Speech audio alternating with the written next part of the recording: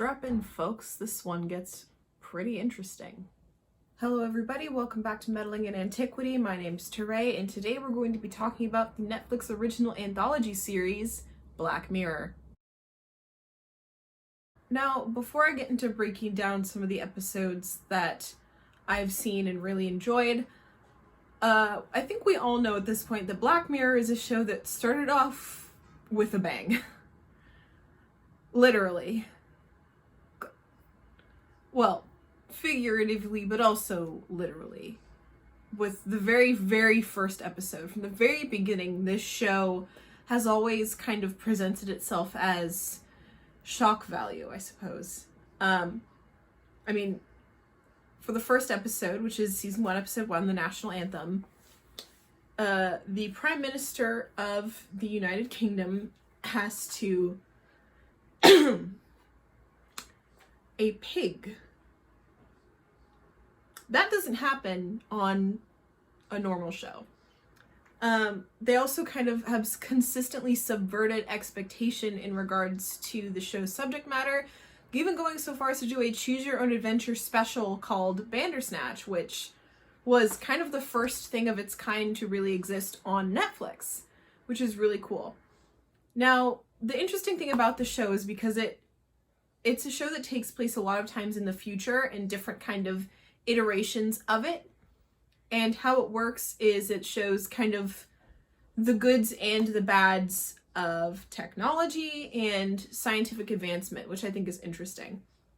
Now, before I get into kind of breaking down the episodes that I've watched, I do want to make it clear that I have not watched every single episode of the show. The bulk of the episodes that I've seen come from seasons 3 and 4 because those are longer and there are more episodes to partake in. And with how my brain works, I a lot of times need to take rests between subject matter like the things they cover in Black Mirror because they do deal a lot with issues that are potentially triggering for a lot of people, myself included, especially in regards to violence and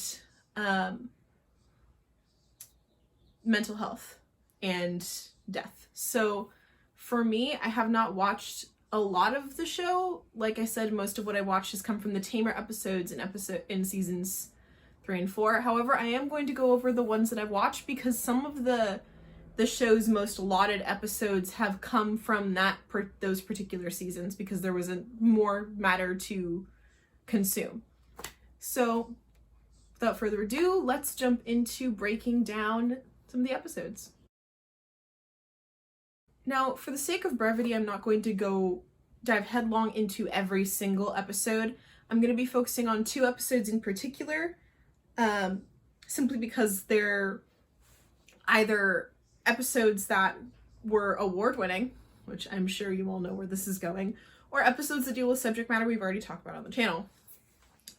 So first, starting off, we have season 3, episode 1, Nosedive, which when I worked at Barnes & Noble, there was actually a game based off of that particular episode that we sold in store.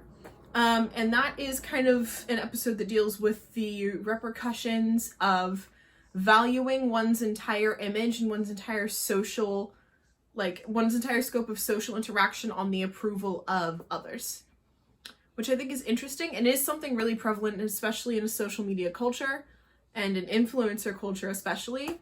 That is really important to acknowledge, and was a very good episode. Season 3, episode 2 was Playtest, which was an interesting episode. I myself am not really much of a gamer, so I'm sure there's other people out there who've gone far more in depth on this episode who actually understand more of what the content and the subject matter actually means. But I liked the visuals of the episode. It was really, really cool.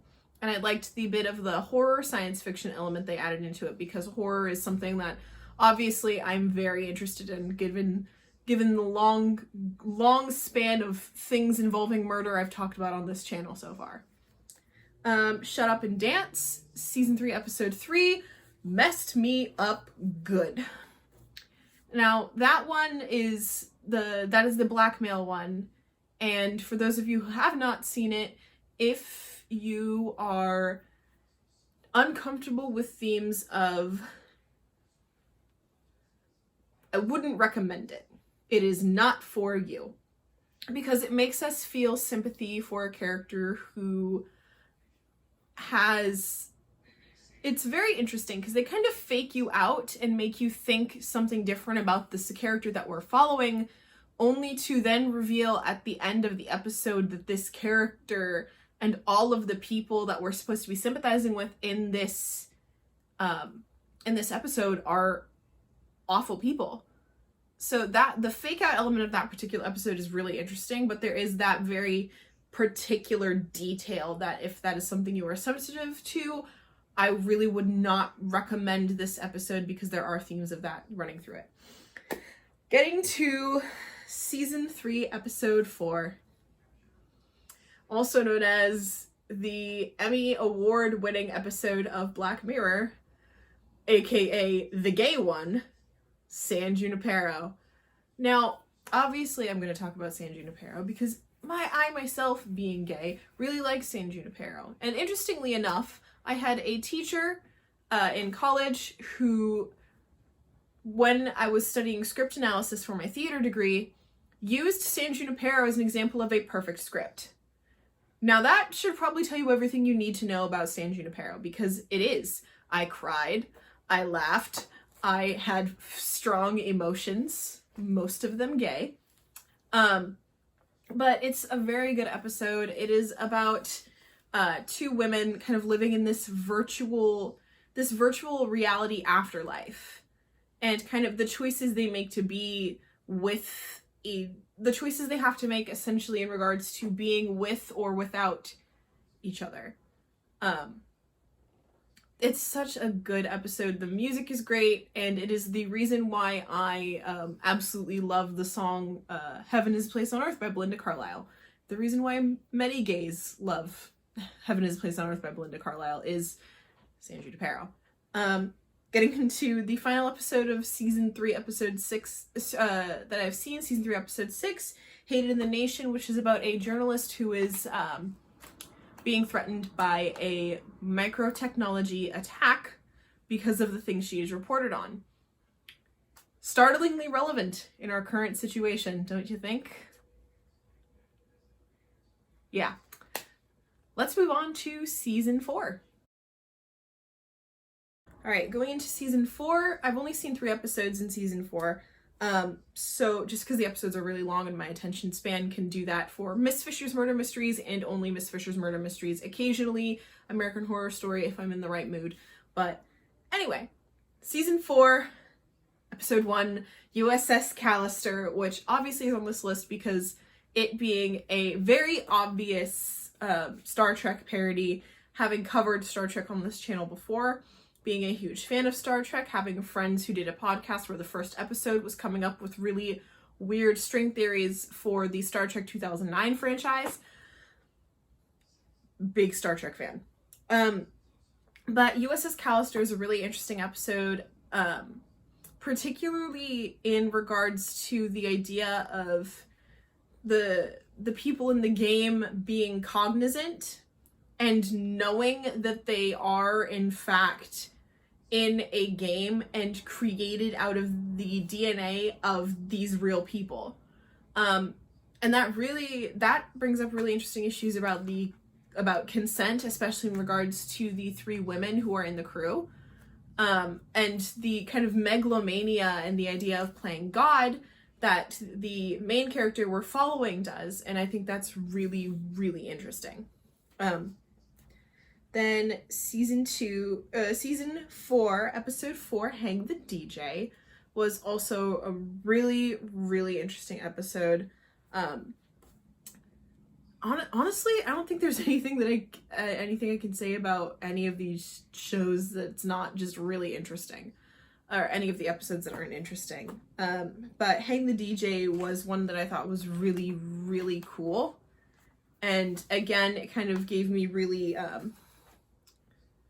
it took like that really cool, that element of science fiction that a lot of people really enjoy, which is when you add just a little bit of the horror element into it, and I really enjoy that. I generally enjoy sci-fi horror, anyway, which is why when I covered I covered this and Love, Death, and Robots kind of in the same section, or kind of in a back-to-back week. Then we have the last episode from season 4 from the show that I've seen, which is season 4, episode 5, which is Metalhead. And that one was really cool. And especially, I really liked it because it is 100% aesthetically different from every other episode in the rest of the show, because it is filmed in black and white. And I thought that was a really interesting place to go with that particular episode, because it did up the intensity of everything that's happening, especially when you're looking through, when you go from black and white to the view from the robots, back to the black and white. It's a really cool and really stark contrast, and I really enjoyed how that particular style was done. And I thought it was excellent.